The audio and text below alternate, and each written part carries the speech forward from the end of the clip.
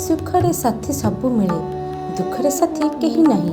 जितेबेले आमे सुखी थाऊ आम जीवन में धन प्रभाव आनंद थाए, सेतेबेले चारि पाखरे साथी संगी परिचित सबु मिलती। किंतु जितेबेले समय बदली जाए, जीवन में कष्ट आसे विपद आसे, सेतेबेले यही साथी माने अलग हो जाती।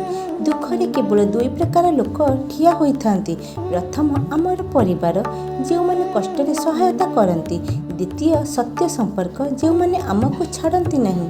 सेथिपाई जीवन में सबुबले सावधान होइबा दरकार।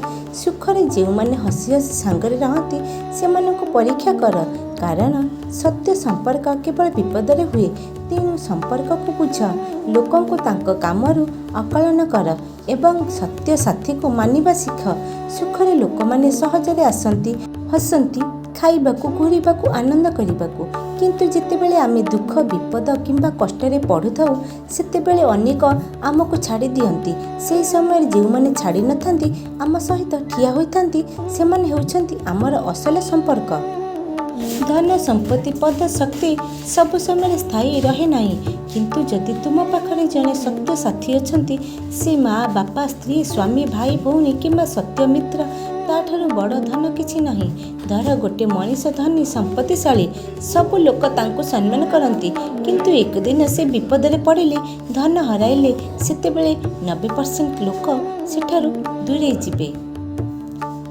जदि सेथिरे केतेक लोक सहित रहिले, सेई माने हेले तांको असल साथी, असल संपर्क। धन पद शक्ति सबुबेले पाखरे न थाए, किंतु सत्य संपर्क जहाँ विपदरे सहित ठिया हो जाए, सेटा हेउछि असल संपर्क।